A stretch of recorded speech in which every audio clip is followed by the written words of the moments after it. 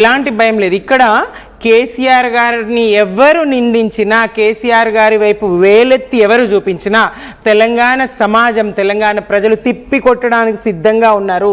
అది ఏ రకం భయము లేదు, మాకేమి బుగులు లేదు, మాకేమి ఇది లేదు. తానే నిరభ్యంతరంగా మేమే బయటకు పంపించినాం కదా పార్టీ లైన్ను.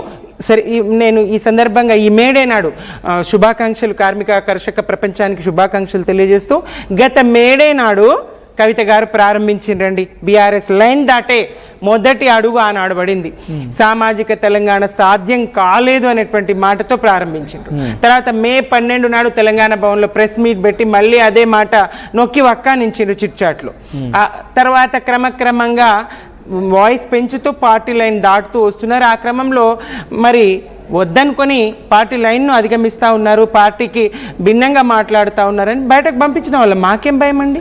ఉంచాల్సి ఉంటే ఆమె వల్ల ప్రమాదము, ఆమె వల్ల భయం చెప్తున్నాను. తను ఎత్తుకుంది బీసీ లైన్, బీసీలకు రిజర్వేషన్ కావాలని పోరాడారు ఆవిడ. ఇందిరాపార్ దగ్గర కాళేశ్వరం కమిషన్ కేసీఆర్ నోటీసులు ఇస్తే పోరాడారు. పూలే యునైటెడ్ ఫ్రంట్ అని చెప్పి బీసీల అంశం పైన, సామాజిక తెలంగాణ అంశం పైన పోరాడారు. ఇప్పుడు ఎక్కడుందండి పూలే ఫ్రంట్? నేనేమంటున్నా, తను వ్యతిరేకంగా చేశారని మీరు అంటున్నారు. అంటే ఇవన్నీ ఎజెండాలు తను ఎత్తుకున్నారు కాబట్టి మీకు వ్యతిరేకంగా లేదండి, వాటికి సంబంధించి కాదు. 9.5 సంవత్సరాల కేసీఆర్ గారి పాలనలో ఒక సువర్ణాధ్యాయము, తెలంగాణ రాష్ట్రంలో అన్ని వర్గాల ప్రజల్ని చూసినటువంటి పాలన, అన్ని వర్గాలను మరి ఉన్నతంగా మలిచినటువంటి తెలంగాణను ఒక సస్యశ్యామల సుభిక్షమైన తెలంగాణగా, శాంతి భద్రతల తెలంగాణగా తీర్చిదిద్దినటువంటి వైనము అన్నీ చూసిన తర్వాత కూడా ఏ వర్గానికి జీతాలు పెరిగినాయి, సామాజిక తెలంగాణ ఎట్లయింది, 10,000 ఉన్న జీతం 20,000 అయిందా అని నా సమక్షంలో మీడియాతో చిట్చాట్ చేశారు మే 12వ తేదీ తెలంగాణ భవన్లో. ఆ సందర్భంగా నేను సమాధానం చెప్పడానికి సిద్ధంగా ఉన్నా, కానీ అప్పుడు మరి తాను పార్టీలో ఉన్నారు. అప్పటికప్పుడు తానేమైనా మళ్ళీ తన మాటల మీద వెనక్కి తగ్గుతారేమో, ఆలోచిస్తారేమో, పునరాలోచన చేస్తారేమో, ఇప్పటికిప్పుడు వద్దులే అని ఊరుకోవడం జరిగింది. ఎట్లా సామాజిక తెలంగాణ సాధ్యం కాలేదంటారు? ఎట్లా 10,000 ఉన్న జీతం 20,000 కాలేదంటారు? హోంగార్డులను చూస్తారా, వాళ్ళ 9,000 ఉన్న జీతం 27,000 అయింది. ఆశాలను చూస్తారా, అంగన్వాడీలను చూస్తారా, అవుట్సోర్సింగ్ అన్ని విభాగాల ఎంప్లాయీస్ని చూస్తారా, విద్యా వాలంటీర్లను చూస్తారా, గెస్ట్ లెక్చరర్లను చూస్తారా, ఎవరినన్నా ప్రతిపక్షంలో ఉన్నారు. మీ పోరాటం కాంగ్రెస్ పార్టీ మీద ఉండాలి, కానీ మీరు టీఆర్ఎస్ పార్టీ తీసుకుంటలేం. కవిత గారే నిజంగా ఆమె పార్టీ మనుగడలో ఉండాలి, పార్టీ మనుగడ సాధించాలి, ప్రజల్లో గుర్తింపు పొందాలంటే పాలకపక్షం మీద పోరాడాలి. కవిత గారు బీఆర్ఎస్ మీద పోరాడుతున్నారు, కవిత గారు మా మీద పోరాడుతున్నారు. ప్రపంచంలోకెల్లా వింత ఇది. ప్రతిపక్షం మీద పోరాడే పార్టీ ఎక్కడ ఉంటుంది? బీఆర్ఎస్ మీదనే కవిత అస్త్రాలు ఎక్కువ పెడుతున్నారు, ఘాటుగా కేసీఆర్ గారి పట్ల విమర్శిస్తూ ఉన్నారు, మరమనిషి అంటూ ఉన్నారు. ఖండిస్తూ ఉన్నాం ఈ మాటలు. మానవతావాది హృదయం ఉన్న మనిషి, వెన్నలాంటి మృదువైనటువంటి హృదయం ప్రజల మనిషి కేసీఆర్ గారిని ఆ స్థాయిలో మాట్లాడడానికి కవిత గారికి ఎట్లా మనసు ఒప్పిందని నేను జాగృతిగా టీఆర్ఎస్ గా మనోజ్ గారు ఏం చెప్తారు? టీఆర్ఎస్ తెలంగాణ రక్షణ సమితి అయిపోయింది, తెలంగాణ రాష్ట్ర సేన కాస్త రక్షణ సేనగా అయిపోయింది. వాడు సుమిత్ర గారు ఏమంటారంటే, గతంలో కూడా చాలా పార్టీలు వచ్చినాయి, తెలంగాణ రాజ్య సమితి ఉంది, తెలంగాణ రక్షణ సమితి డెమోక్రటిక్ అనే పార్టీ ఉంది, టీఆర్ఎస్ పేరుతో చాలా పార్టీలు వచ్చినాయి, పెద్దగా ఏం ప్రభావం చూపించదు మాకు అని అంటున్నారు. మీరేమో మా యుద్ధం అధికార కాంగ్రెస్ పైన, ప్రతిపక్ష బీఆర్ఎస్ పైన, రెండింటిపైన ఉంటుందని మీరు చెప్తున్నారు. సో కవితని తేలిక కొట్టిపారేస్తుందా బీఆర్ఎస్? ముందుగా మీకు అలాగే మా అక్కకి, తెలంగాణ ప్రజలకి నమస్కారాలు, మేడే శుభాకాంక్షలు. ముందు నుండి కూడా బీఆర్ఎస్ మీద గత సంవత్సరం అవుతుంది దాదాపుగా, అంటే 10 నెలల నుండి కవితకు చాలా విషయాలు చెప్పిండ్రు, చాలా మంది గురించి చాలా విషయాలు, చాలా వాళ్ళ చేసిన ఒక అవినీతి విషయాలు కూడా చాలా బయట పెట్టడం జరిగింది. ఏ ఒక్క రోజు కూడా ఈ బీఆర్ఎస్ నాయకులు ఎవరైతున్నారో వాళ్ళు దాని మీద స్పందించారు. ఏమన్నారు? వాళ్ళ విఘ్నతకే వదిలేస్తున్నాం అన్నారు. విఘ్నతకే వదిలేసుడు కాదు, నిజంగా నిజాయితీ ఉంటే మనం ప్రజా జీవితంలో ఉన్నప్పుడు మన జీవితం అనేది తెరిచిన పుస్తకంలాగా ఉండాలి. వీళ్ళు దానికి ఆన్సర్ చేయాలి, ఎందుకంటే ప్రజలకు ఆన్సర్ చేసే బాధ్యత వాళ్ళది. కానీ వాళ్ళు దాటి వేసే ప్రయత్నం, ఎందుకంటే తప్పు చేసిరు కాబట్టి దాటి వేస్తున్నారు. హరీష్ రావా? మీరు చెప్పిన స్కాములో హరీష్ రావేనా?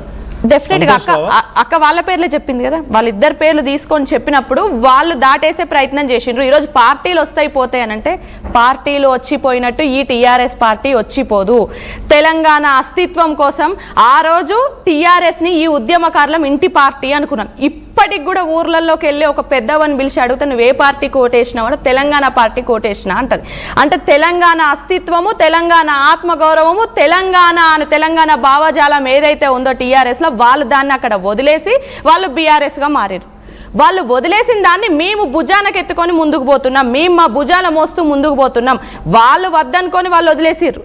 ఈ ఉద్యమకారుల ఆకాంక్షని, అమరవీరుల ఆశయాలని వాళ్ళు అద్ద అనుకొని వదిలేసిన మళ్ళీ బీఆర్ఎస్కి వెళ్ళిపోతే తెలంగాణ అన్న పదాన్నే వాళ్ళు తీసేసుకుంటే ఈరోజు దాన్ని మేము మా భుజాన్ని ఎత్తుకొని ముందుకు పోతున్నాం. టీఆర్ఎస్ ఉద్యమకారుల ఆకాంక్ష ఏదైతే ఉందో, మా అస్తిత్వం ఏదైతే ఉందో, మా ఆత్మగౌరవం ఏదైతే ఉందో దాన్ని మళ్ళీ మేము ముందుకు తీసుకొని పోతున్నాం. ఈరోజు దైవ నిర్ణయం పేరులోనే ఉందా, తెలంగాణ టీఆర్ఎస్ అనే పేరులోనే ఉందా ఎంత కాపాడడానికి? మేము ముందు నుండి కూడా మీకు చాలా సార్లు మీకు కూడా చెప్పినన్నా, ముందు నుండి కూడా మేము చెప్పిన తెలంగాణ అనే పదం లేకుండా మా పార్టీ ఉండదు. ఎందుకంటే ఈ తెలంగాణ రాష్ట్రానికి ఒక ప్రాంతీయ పార్టీ అవసరం ఉంది. ఇప్పుడున్న 3 పార్టీలు కూడా జాతీయ పార్టీలు కాబట్టి ప్రాంతీయ పార్టీగా మేము ఉండబోతాం, తెలంగాణకి మదర్ బోర్డుగా ఉండబోతున్నాం అని చెప్పినాం.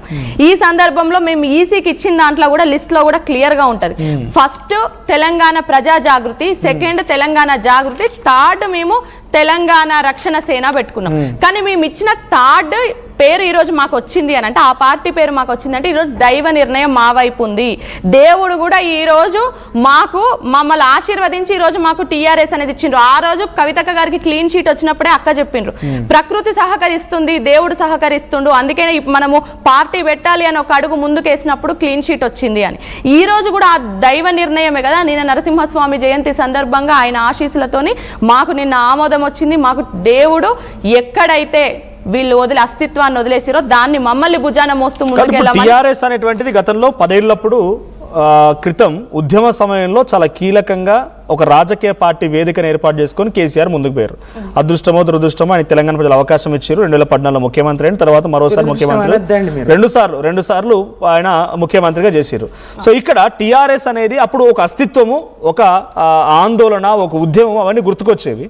ఇప్పుడున్న సిచ్యువేషన్లో తెలంగాణ ప్రజలు మీరు అంటున్నట్టుగా అదే ముసలవ్వ దగ్గరికి వెళితే, బహుశా మేము కూడా గ్రౌండ్లోకి వెళ్తాం కాబట్టి, ఏ పార్టీ కొట్టేసినామంటే కారు గుర్తుకేసినా కూడా కేసీఆర్ అని అంటారు. కానీ టీఆర్ఎస్ ఇంకా గుర్తులో ఉందా పబ్లిక్లో? టీఆర్ఎస్ అని అంటే ఒకవేళ ఉన్నా కూడా కేసీఆర్ గుర్తుకొస్తారు. కానీ తెలంగాణ రాష్ట్ర సేన అనేది ఎలా వస్తుంది? ఎందుకు మీరు ఎంచుకున్నట్టు? తెలంగాణ జాగృతి పేరుతో కదా మీరు కళాకారులుగా, లేకపోతే సేవలో కానీ, లేకుంటే అదేమంటారు సాంస్కృతిక రంగంలో ముందుకు వెళ్ళింది. సో జాగృతి అనేది ఎందుకు డిలీట్ చేసుకో? కేవలం ఆ టీఆర్ఎస్ అని ఆల్రెడీ రిజిస్టర్ అయింది కాబట్టి దాన్ని ఈజీగా క్యాప్చర్ చేయడం కోసమేనా?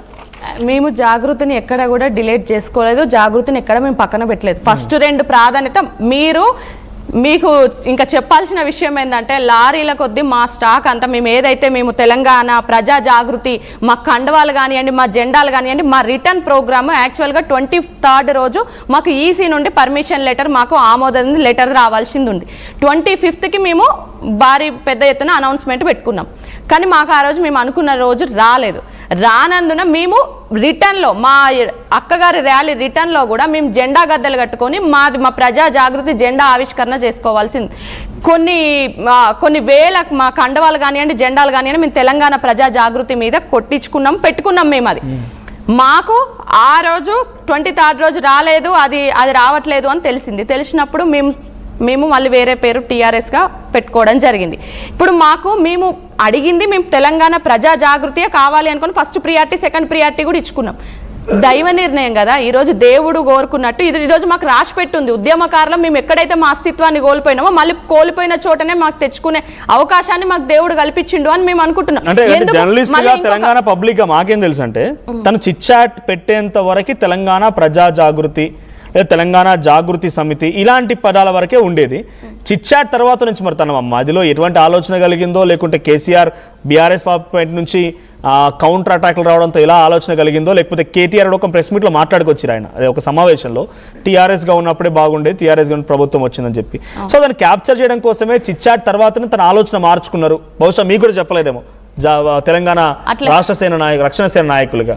అట్లా ఏం లేదన్నా, మేము 5 పేర్లు ఇచ్చుకున్నాము, దాంట్లో 3వ పేరు మాకు వచ్చింది. ఇది క్లారిటీ. ఇంకొకటి మీరు అన్నారు ప్రజలకు ఎట్లా తెలుస్తుంది, మళ్ళీ కేసీఆర్ఏ గుర్తొస్తారు కదా అని అంటే, మా తెలంగాణ రక్షణ సేన అనేది లీడర్ బేస్డ్ పార్టీ కాదు, cadre based party. Leader based పార్టీయా? డెఫినెట్ గా దాంట్లో కేసీఆర్ బేస్డ్ గా పార్టీ, పబ్లిక్ పార్టీ కాదు వాళ్ళు అదే అంటున్నా. కేసీఆర్ గారు, లేకపోతే కేటీఆర్ గారు, లేకపోతే హరీష్ రావు గారు వ్యక్తుల